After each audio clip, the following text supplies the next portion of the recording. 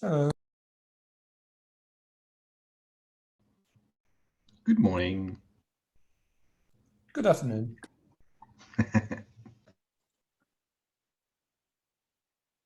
Let's wait a couple more minutes.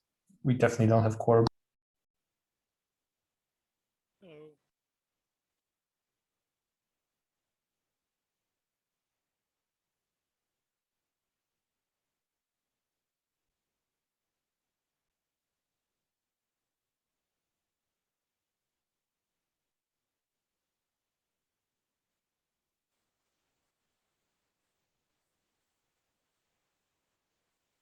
Let me insert a table for attendance because I think we should just tick off whoever is supposed to attend.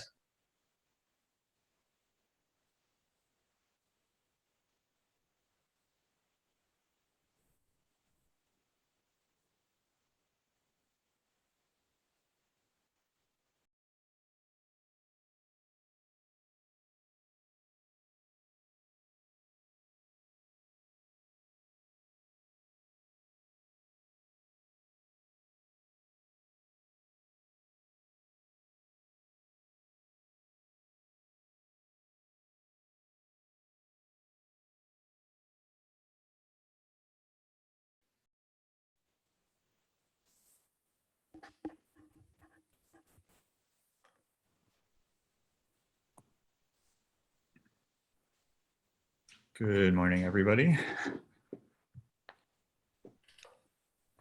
Hello. Hi. All right. I think we're having quorum, so I think let's get started. Just a question. Are we planning to have this call all on Wednesday, or is it going to change? I just have another meeting right now, and I just don't know how. I mean, now that we have more members, we can definitely try to look at dates and see what works for people. Sure. But I don't necessarily think we actually have, okay, we probably have quorum, but I don't think we have everyone. We can wait a few more minutes.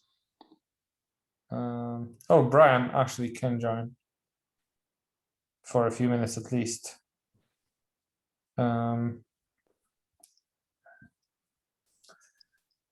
So yeah, who's missing? Like, I'm trying to put together a table of attendance.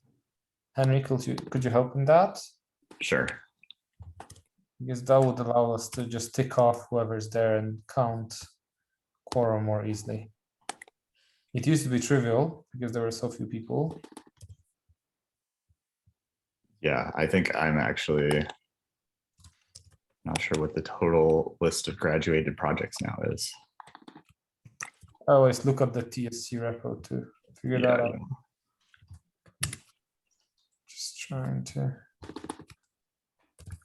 put everything in order, like in the TSC repo, just so that we have some kind of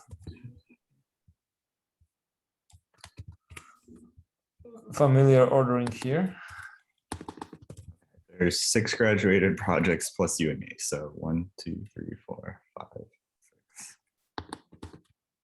7. Yeah, so I think we're only missing one person.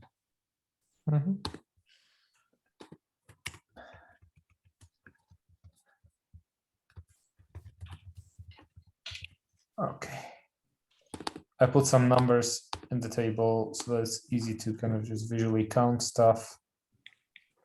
And then, of course, I'll add a row above. Can someone share the screen? Sure. What do you want to be looking at? Well, the meeting notes. I noticed that there were not meeting notes published for the last time. I don't think that we're going to be doing that without Brian's help. And if Brian's only joining like for a few minutes here and there, I'm not sure if, I mean, unless you do it. I mean, I'm happy to take them this time. I just don't have the ones from last time.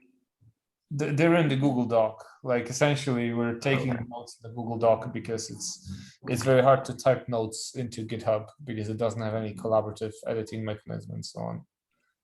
It's like, you know, you'd have to open edit mode and pray that nothing explodes while you're editing throughout the whole hour. The meeting notes are in the invite, just in case. Yeah. Sorry, they're what? They're in the invite. The calendar invite has them attached. Yes, here. But for everyone's convenience, it's a good idea to put them in the chat.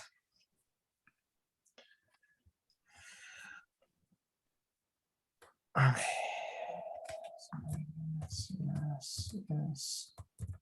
Yes, I suppose. Am I correct, or is someone else?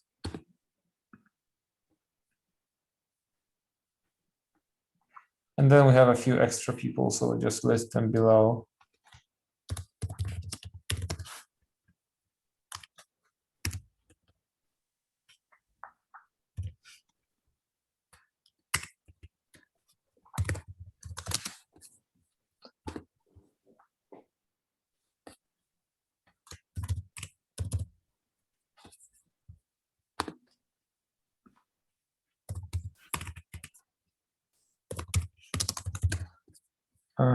Sorry.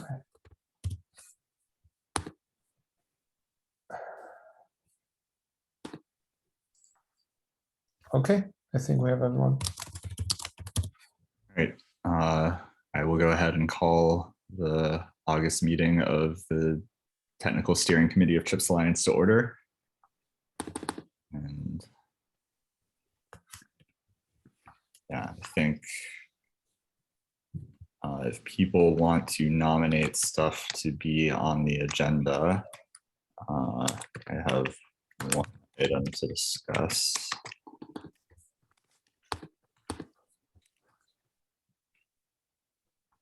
And yeah, meeting time is a good one. I think Summary of votes is like a thing you could always do first, just kind of whatever votes. Yeah.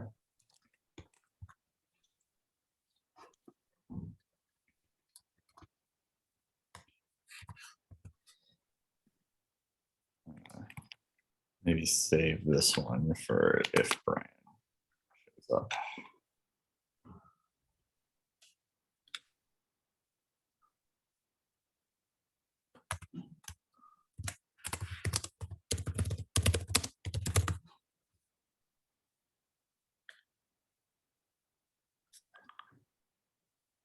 Okay. Okay. Yeah, that looks like a good list to me. Do you want to talk about the recent votes, Michael? Yeah, do we also do intros, because I think we have new people on the call. All right. Yeah, that's a good point.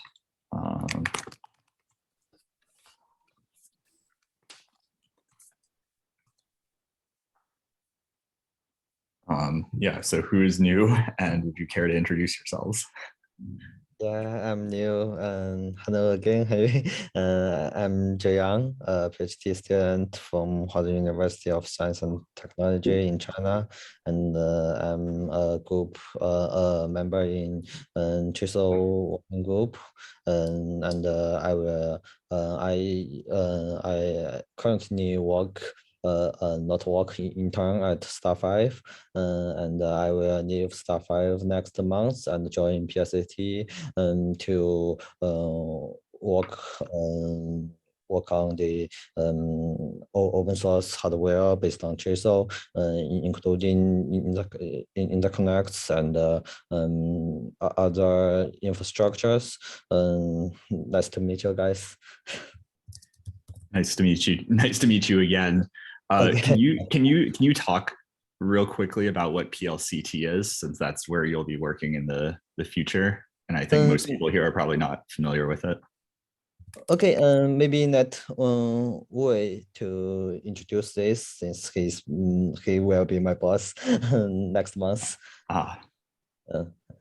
He's the boss of PSAT. Yeah, hello. My name is Wei Wu, and Chinese name is Wu Wei. So I'm a co-founder of the PLC Lab, which is an engineering team inside the Institute of Software Chinese Academy of Science, short for ISCAS. So the PLC Lab is mainly focused on developing compilers, virtual machines, and simulators. And we are focusing on the RISC-V related ecosystem since 2019. I'm very glad to be here. The PLC Lab wants to represent the ISCAS to join the CHIPS Alliance and to contribute on TSC and other open source projects. And thanks, Julian, for introducing me to the CHIPS Alliance. And we have submitted the application to join the CHIPS Alliance as a gold member, but no response received yet. And we are still waiting for the process to go on. And I think that the paperwork does not block the collaboration on the technical side. So we are currently collaborate with as the developer partner with RISC-V International, developing the unratified extensions and many other important open source projects for the RISC-V. Yeah, thank you. Thank you. Nice to meet you. Yeah, I think this group probably can't address whatever has to happen on the membership side, although maybe we can help you to expedite things. But I think you're right that we can start working on the sort of technical side of the collaboration in terms of work groups and project addition and graduation. Yeah, thank you. Absolutely, yeah. Henry's correct in that. I mean, I also and Henry as well. We attend the board meetings and other kind of meetings within CHIPS, so we can definitely look at making sure that your application is processed duly. Oh, thank you. But this quorum as such does not deal with membership and so on. But yes, we can definitely talk about technical projects, onboarding, off-project collaboration, and membership is not a strict requirement for collaboration even. So, like in that sense, hopefully, of course, the application gets reviewed very quickly, but it's not really important for our discussion here. We can work together. Yeah, got it.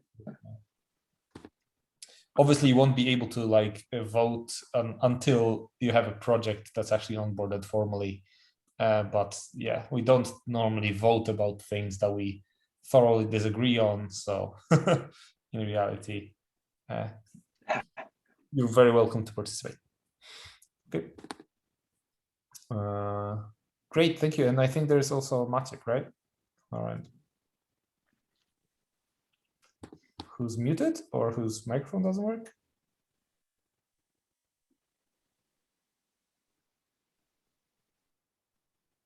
Can't hear you.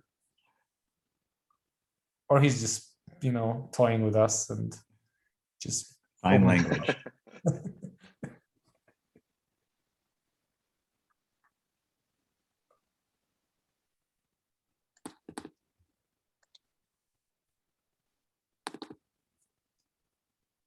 Still can't hear you.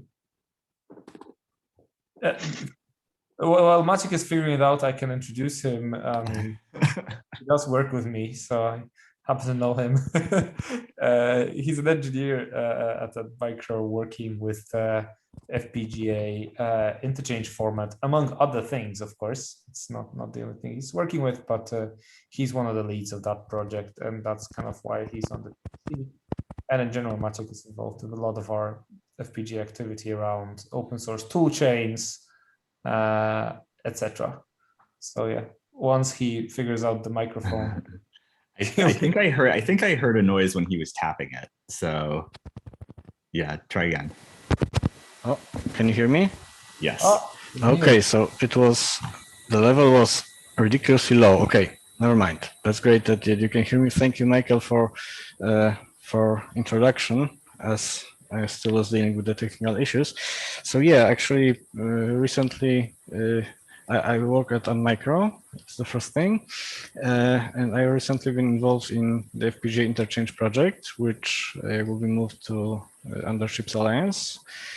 And yes, that's basically it. So maybe a few words of introduction on the FPGA Interchange project. So it's a project aimed at providing a versatile and interchangeable, as the name suggests, format for FPGA data, which includes actually three things. The first thing is device resources, which defines the FPGA chip, how it's built, its internal connectivity, and so on. Then there is logical netlist, which defines basically a synthesized design that can be implemented on that FPGA, plus the physical netlist, which represents placed and routed designs for a specific FPGA. And those are the three major things that are being developed right now. And yeah, we're making progress slowly, but surely in all those three matters.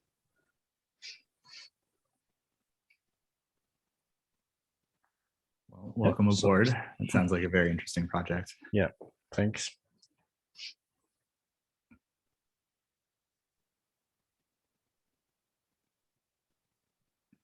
All right. I think that's all Okay. the people, right? Yeah, I think that's everyone that's new, and I think we should just go on straight to summary of votes. Oh, I did the vote, so I can do that. It's very quick, really. For FPGA Interchange, I think we had 6 out of 6 votes in favor. So just to record it here, 6 out of 6 and passed. For And this is to become graduated. Yes, for graduation, correct. It's similar with AIB. I can't type. AIB, of course, by the time we had AIB, we had one more TSC member because the vote passed for FPGA Interchange. So that's out of 7. And I think we had AIB vote. I think 6 out of 7. So that also passed. Of course, naturally, it's not that the 7th vote was against, but it's more like we didn't wait for collecting all the votes because that's enough. For RISC-V DV, actually, that's a good question. What happened there?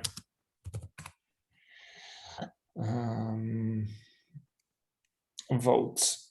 Okay, that's the thread here, and 5 out of 8 votes are in favor. So in theory, it's passing. The question is whether anyone that didn't vote is on the call and could express their vote. I think Maciek hasn't voted yet. So if you could perhaps record your vote here with us, or do you prefer to answer by email? That perhaps is better. Actually, I haven't voted yet, and I'd like to know from a technical point of view what I have to do to vote. Actually, yeah, sure, that's an excellent question. So the votes are carried over by email. Like if we don't vote online during the meeting, which we can also, the votes can be carried over email. And since that one was started on email, I assume it's logical to probably continue over email. All you need to do is answer to the thread with the specific vote and say, I approve. Or of course, I do not approve. Okay, so thanks for that. I will look into it shortly.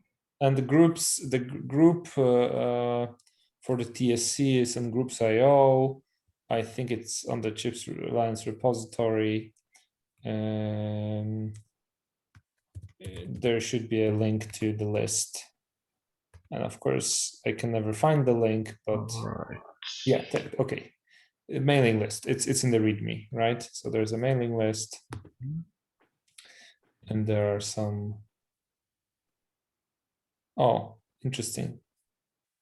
Yeah, that's not the mailing list. We meant we should the mailing list I mean is called simply TSC. It's not technical discuss, contrary to what's written. I'm wondering if the list is kind of exposed anywhere. Name of the list is exposed anywhere. If it isn't, then I mean you should be able to find it if you log into the groups.io interface. Okay, I'll keep looking to that because I recall subscribing to a list, but I don't think it was the TSC list. I mean, it was called technical internal initially. Okay. You know, so perhaps you know it was technical internal. We did change the name. It's a bit confusing, like, you know, whatever technical internal means. So we just renamed it, but perhaps it's So it looks like I'm assigned to the 9 group. actually the group is very simple. So I'll put this in the notes. The group is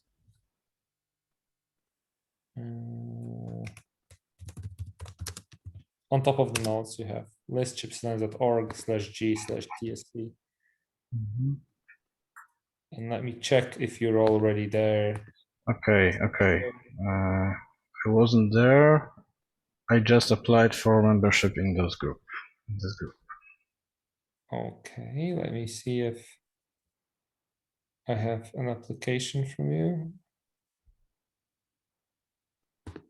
Activity. Yes, you applied for membership. Okay.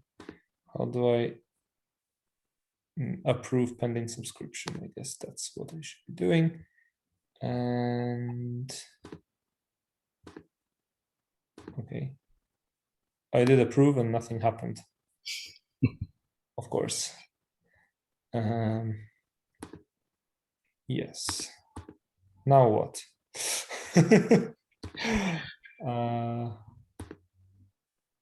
Membership.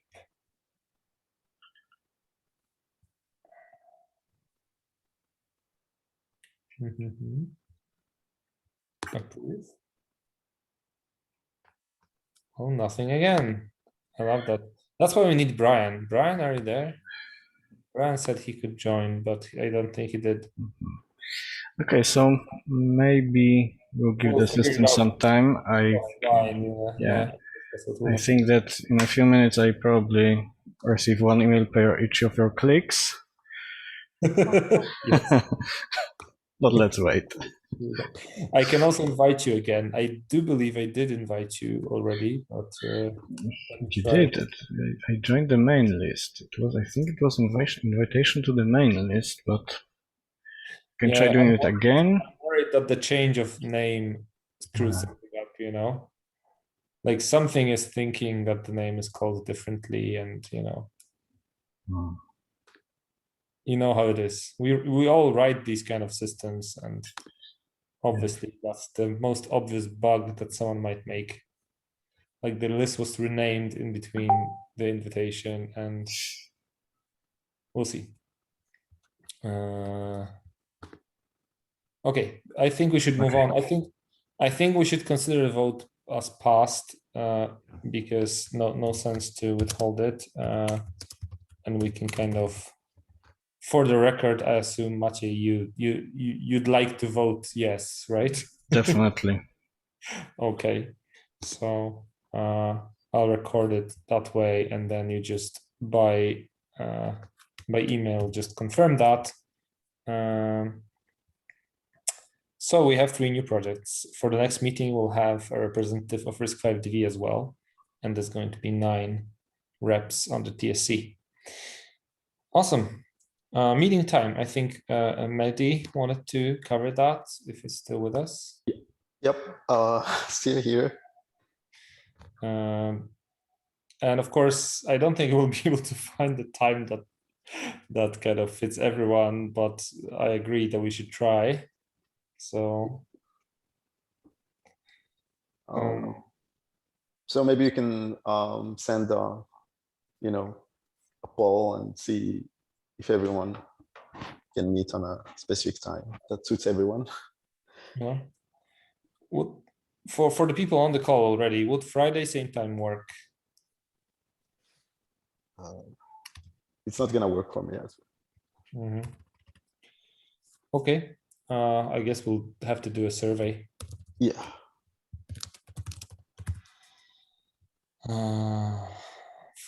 That's the fun thing to do. Okay, I think unless anyone has a better idea, I think yeah, offline is the best way to take it. Yeah. Then in terms of project graduation status, I think we've done significant progress there. Do we have any more projects that need to be onboarded?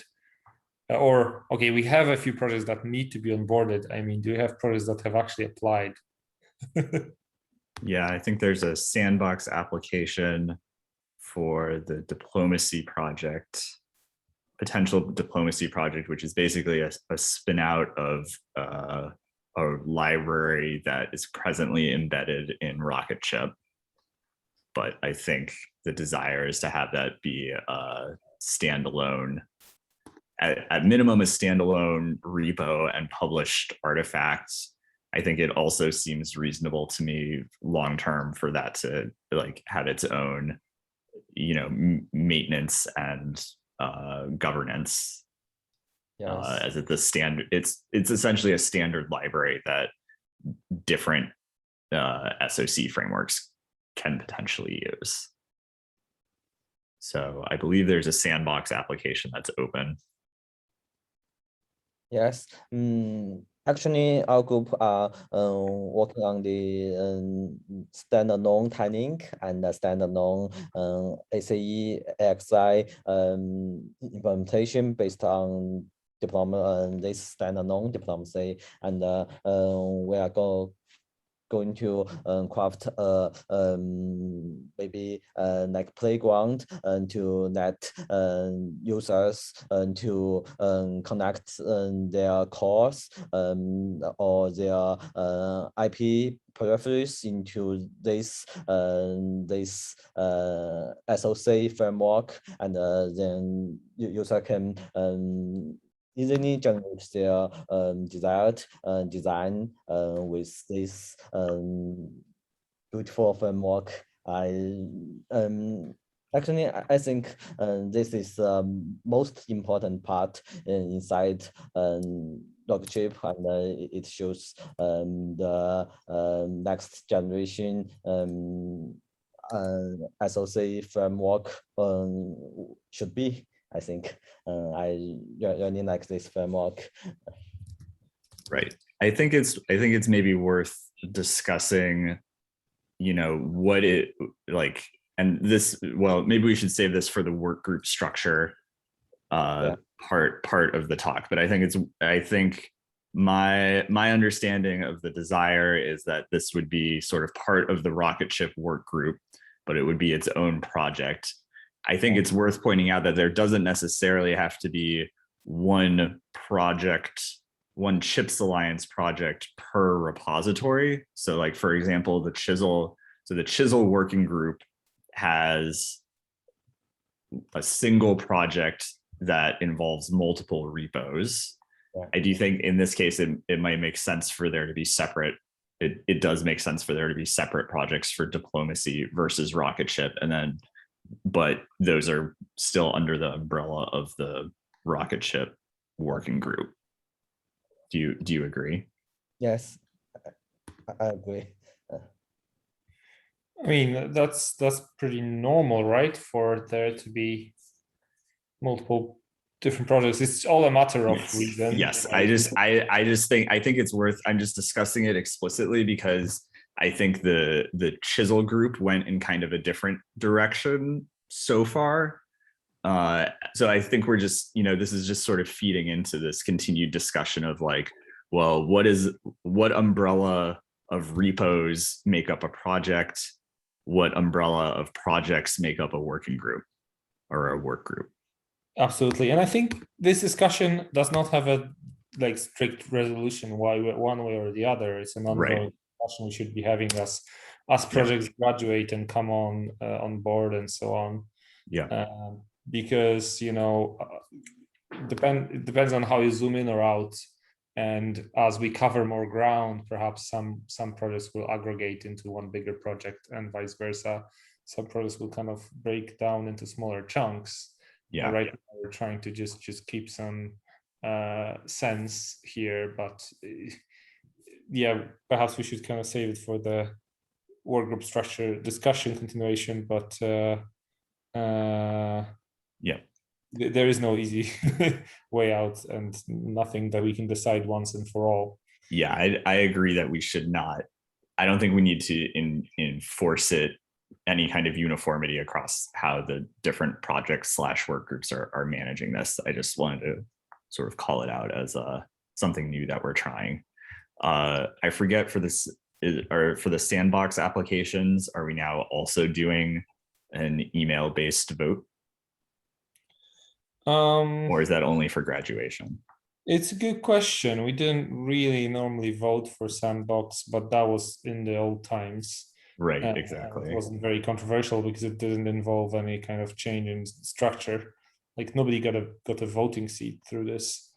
We should probably vote on this thing too, because like by default, I think, kind of adding projects into CHIPS Alliance is probably like a TSC matter, but we can easily vote right here, right now as well. Like we don't have to do email votes necessarily if we're already kind of in one place and can actually do the vote interactively, should you prefer to do it like that. If not, then just kind of send around an email, and it'll be a bit more overhead, but of course email vote have this nice feature of being recorded in text. But like if we vote here and record it in our meeting minutes, that's pretty much equivalent anyway. Yeah. Why don't we, in this case, since we're bringing this up as something that needs to be addressed, why don't we say that we will do it over an email? Like people can go and look at this pull request, and then we can do it asynchronously. Yep. Okay. Okay. I'll take the action to send out that email.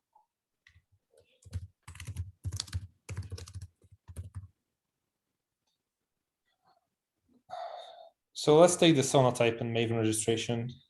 Yeah. So basically, Maven is a way of publishing Java-based artifacts that you can then, depend on as external dependencies in your Java-based projects. So Sonatype is the company that sort of registers, I don't know quite what the right word is, registers domains and allows you to publish to this centralized resource that other people can then subscribe to pull down their external dependencies. So the reason why this is relevant is because the whole Chisel and Rocket Ship tool chain is mostly based in Scala, which runs on the JVM. And so the Scala build tool interoperates with Maven, which is a Java build tool. And so basically, if you want to have published artifacts, that is the canonical way to do it. In order to be able to publish, you basically have to register at this open source repository hosting. So there's this whole process that you go through where you make an account and create a ticket, and you have to post something to the website. I can show you an example of what we did for a Chisel or a sci-fi thing recently. You sort of have to go and make this ticket, and then you have to put something on a website that shows that you actually own the domain that you're registering. So I think I'm happy to take points on. So first off, I just wanted to make it publicly known that this is a thing I think we should do. Any objections or concerns? Is what was the ask here? Like, is that something that requires any like resources or? Yeah. So I think what I'm struggling with a little bit is it requires a decision to be made about which URL will be used as the like publishing location. So like org.chipsalliance would be one option, or I think io.github.chipsalliance would be another option. Second requirement is that we have to use an email address associated with the org to register. So I don't know that I actually have access to any email address ending in chipsalliance.org. So that's why I was hoping maybe that Brian could help out with this. No, or I think we someone. need to take it offline with Brian. What we can do is Third whether we want to third do thing that. is we need to post something to the website. We need to publish something on the Chips Alliance website that shows that the person doing the registration is actually has ownership over that web domain. But we actually don't need to publish everything to website. We only need to change the DNS record of txt DNS record, and that's pretty simple. And then you just change at your domain.google or something website which host your domain. I see. Right. That does sound simpler, but I do not personally know how to do that for. Yeah. But like that's something that we just should take offline with Brian. Like if we agree we want to do that, and if we agree what kind of alias we should use, then the operational details of like actually doing it, that needs to be taken up with Brian. I think nobody in this. So far, the Chisel work group member who has been trying to do this has not received any response from Brian.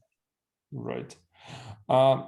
In terms of whether we want to do this, if you consider this necessary, then I don't think we should be against it. I mean, I'm sure you've researched this and you've kind of yeah, I think really the only consideration is whether we should even be trying to sort of have a global Chips Alliance one, or whether every individual project or work group, for example, the Chisel work group has their own website, right? So they could go off and register themselves as like, the Chisel work group of Chips Alliance, and we have I forget what their website is, but org.chisel, and they're just publishing things via Chisel, and so they could just kind of go off and do that on their own. But they felt like it might be advisable for there to be a pan Chips Alliance organization that publishes, through which all Java JVM based artifacts produced by any working group or any project under the Chips Alliance umbrella can be published. So I think that's really the question for this group is, do we want a pan Chips Alliance thing, in which case I think we need some additional infrastructural help to make that happen mechanically. Can you hear me, guys? Yes. I'd be in favor of having a pan chips until there's a need to actually divide it further. I think if there's a pan one, there's no need to have a subdivided one. Yeah. And I don't see a problem with having a global org there. Brian's here, so we can talk about the operational aspects of it, but yeah. Yeah, I guess. Hi, Brian. Hello. So we'd like to get org.chipsalliance registered with this Sonatype Nexus repository manager, and that requires us to try to register using some chipsalliance.org email address, and then do some kind of additional steps in terms of making a Jira ticket in their thing, and then changing something about the DNS registration to show that we have ownership of chipsalliance.org. I think it involves making a like Sonatype. I think it involves making sonatype.chipsalliance.org be a thing or something. Okay, sounds easy enough. Can you just send me that link and I'll follow Yeah. through on it? Thanks. Sure. No, Great. sounds pretty straightforward. Is this is it under an open source plan or is there cost associated with this? I think this is all under. I think this is their open source plan. I don't think there's any fees or anything associated with it. Great. Okay. Yeah, I'll forward you that information. Thanks. Cool. Yeah, thank you.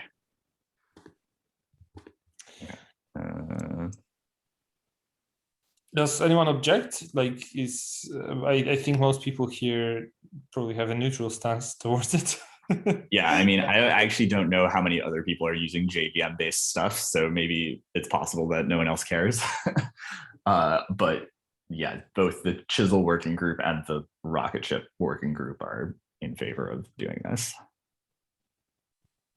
So I would probably have to read about what this Sonatype is doing. But I guess if we decide on things, knowing about alternatives to be actually then able to decide whether this is a good choice is probably a good idea. So are there alternatives?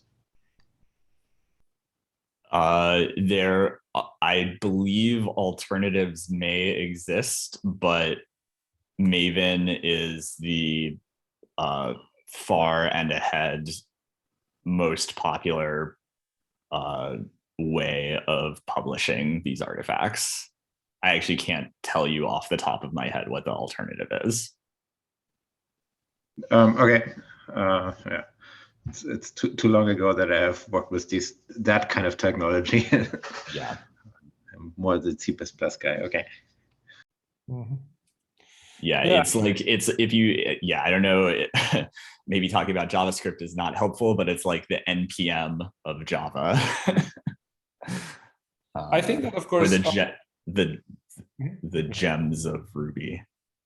I think that, of course, Henner saying what he said is important as like this principle that should be guiding us. Like, we should definitely always look at alternatives. One notion I would definitely insert into the conversation is that whenever open source alternatives exist, that would be preferred in the spirit of what we're doing.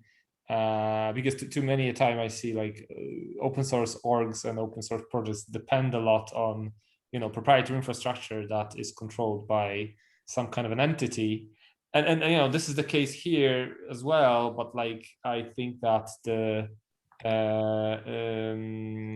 factor that shouldn't make us very opposed to this is, first, it's needed by specific work groups. And kind of they have. I can tell you that I think that's a really good point. I should have mentioned Maven itself is an Apache project, and so as far as the source code of Maven itself goes, it is an open source project.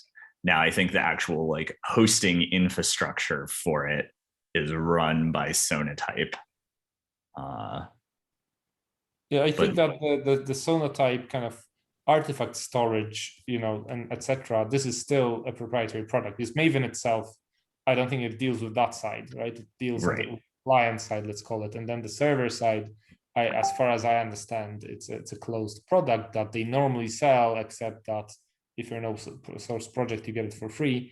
Yes. So for us, it doesn't bear any cost, and it should be fine. Like, of course, we should be careful about then extending that to cover all artifacts that are produced by Chips Alliance. Then perhaps, then we should definitely have a discussion. But as long as it's like specific work groups that just decided, okay, this is their request, and they don't see any better alternatives, and neither can we suggest any, because we're not experts in, Java/Maven repository management, then I think we can say yes. And it doesn't mean that we can now never switch or change our mind or reintroduce a discussion where someone says, hey, we found a nice alternative to this tool and it seems like it's doing a better job. Then we can we can consider switching, but we shouldn't also block people from doing what they need, as long as it doesn't introduce overhead for other people or there's no other great ideas.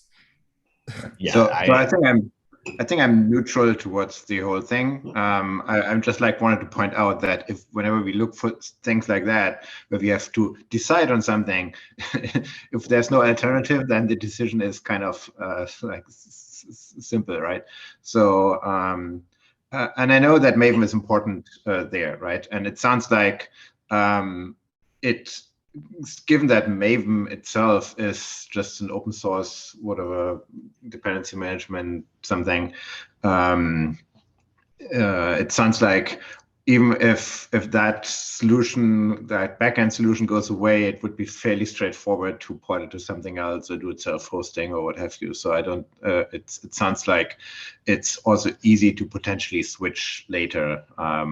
So, I mean, without knowing any details, but it sounds like that. And so, yeah, if that project needs it, I mean, yeah, let's say I would be neutral about it. I have not really something against it nor for it, but yeah, sounds like a good first start, in particular when they're already using it.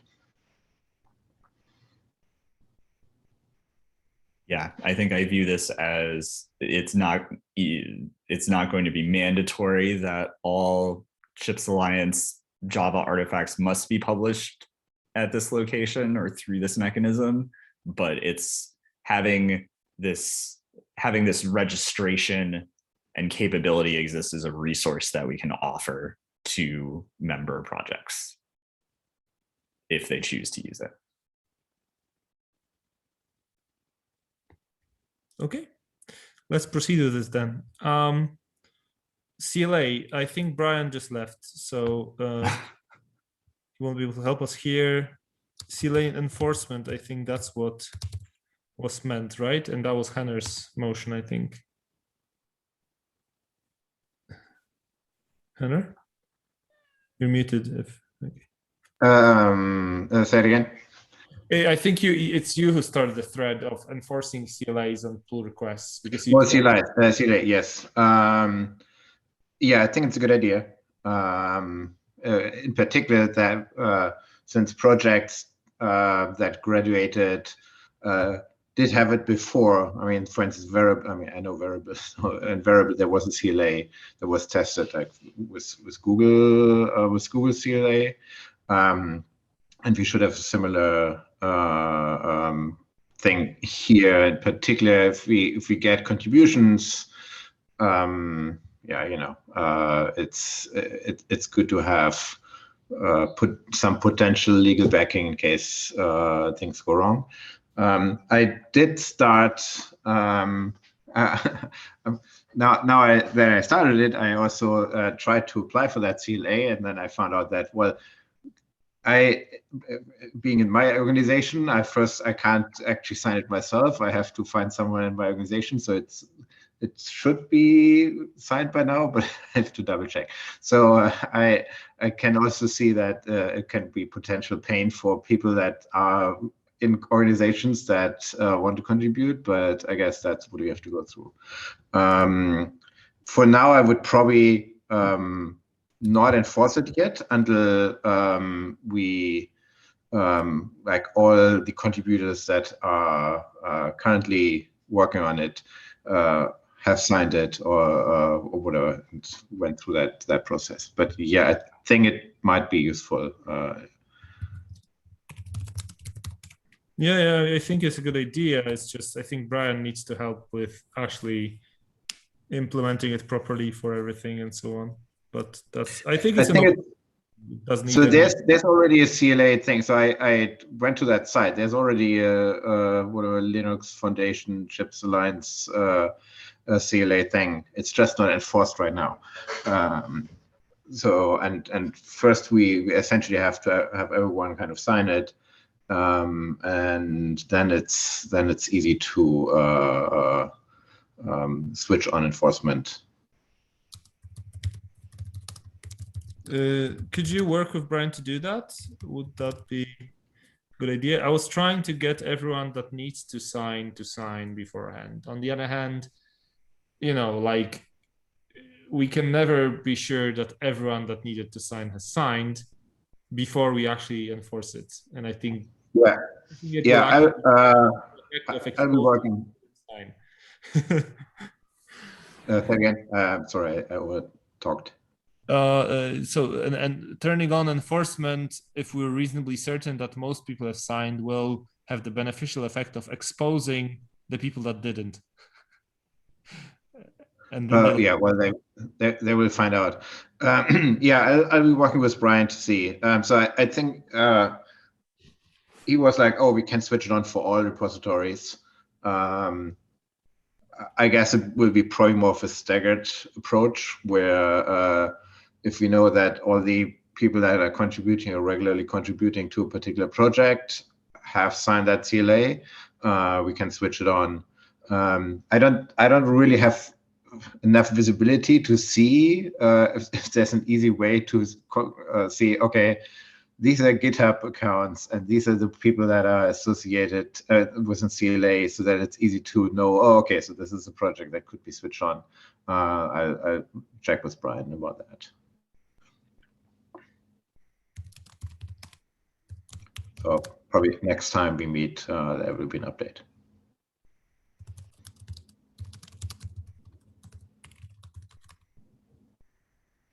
Okay. Let's move on then. If you just take it with Brian and kind of push it forward. For the work group structure, we've, as you've seen, if we've created this document and work groups page rewrite, it's called. I keep losing it because I didn't put chips in the name. I fixed this now. So let me paste the link to the doc here. I don't think the doc is complete. We just, you know, did an initial pass, but we should definitely try to add, like, for example, Henry, if you could add some descriptions, or someone else, if you could. Oh, yeah. Sorry, I forgot to do that. I can do that. Because then we can take another pass and tell Alicia to just update the website. Let me see what the status is now. System Verilog edition is included, so I'll accept that change.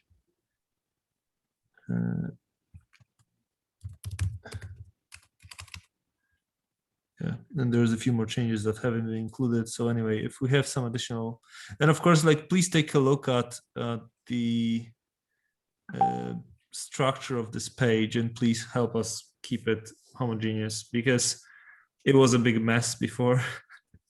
And I think it's a very important page because it kind of, you know, that's where people go to see what we're doing. So if we have missing descriptions and erroneous text or wrong meeting times and stuff, I know that in theory the right people will know, but in practice we might be missing out on some clever people that could be joining our meetings but aren't because we misguided them. So yeah, I would ask if everyone could kind of take a look, especially in their own working group, right? If they have some kind of a stake in a specific working group, just take a look at the work group you participate in and update the description if you see an error. Please use suggesting changes. Do not just change the text because nobody will notice.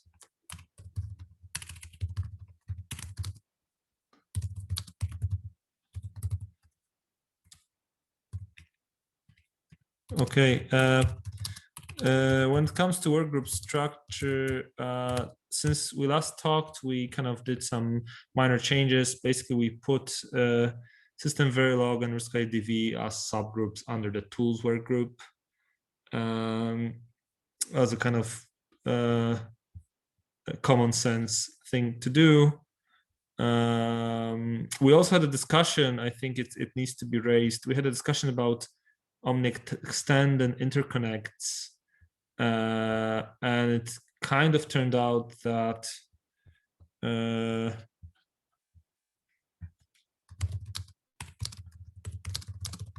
just a second, sorry. It turns out that the OmniExtend working group and the interconnects working group is kind of the same. Like I was assuming that the interconnects work group was AIB, but it turns out that the AIB guys are meeting separately. So we're now trying to kind of merge all this in some way where we also have a potential member joining who might also take some kind of an interest in that group, and hopefully we can reboot, so to say, interconnects as a group that covers all these things at the same time. But no updates yet. I mean, I just learned that it's a bit different than I thought, right? So I'll just write it down. Yeah, I mean, I think the challenge is like understanding whether a work group is like a category of projects that are thematically similar to each other, or is it about like actual meetings that are happening? Because I think especially when it comes to these interconnect standards, unless you are actively trying to bridge from one standard to another or make one standard run on top of another, probably different standards are going to want to have their own, are pretty much always going to want to have their own meetings. Yeah. No, it's a very, very valid point, and kind of it's not easily solvable because it's a bit different between interconnects and say tools, right? Like tools can actually interoperate easily. Very often they like use a bunch of tools to accomplish one thing altogether, and for interconnects they're directly in opposition because that's the whole point. Okay, unless of course, as you said, you want to bridge one with another and stuff. So there can be. I do think like bridging one on another, or like oftentimes, like I would view, for example, like AIB and OmniExtend as kind of operating at different layers of the networking stack, so to speak. So, you could talk about transmitting OmniExtend traffic over an AIB link or something. Well, but I mean, I don't know that anybody's actively working on that right now, as far as what those projects are doing with their monthly meetings. Yeah, I think that whether it's groups or meetings or however we call it, essentially that's my concept of a subgroup, right? Like AIB as a project, for example, I don't think it should be a work group because it's literally it's a big one, right?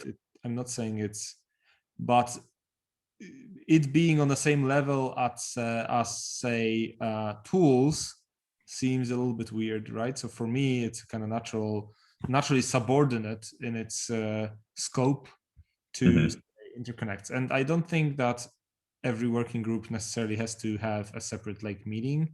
If people in the work group decide that, well, it does make sense to me. I think it probably still makes sense to meet every now and then, just rarely and shortly. They could be meeting and just exchanging insights and coordinating between each other. That could be very interesting. But then the individual standards could be meeting more often and for longer. And then I would be flexible in that regard. Like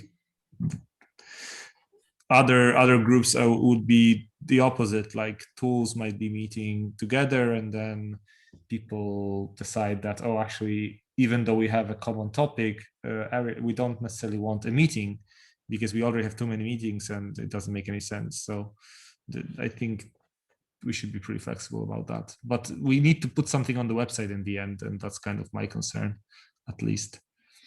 And we also learned that CORS is actually not meeting since quite a long time.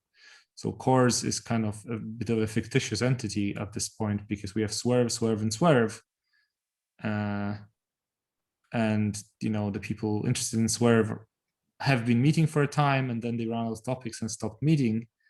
But we also have, for example, Rocket, which is kind of similar thematically. So the question is, do we what do we do? Yeah, I don't know. A rocket ship is much bigger than just the rocket core, I think is the sort of thematic difference there. Mm-hmm.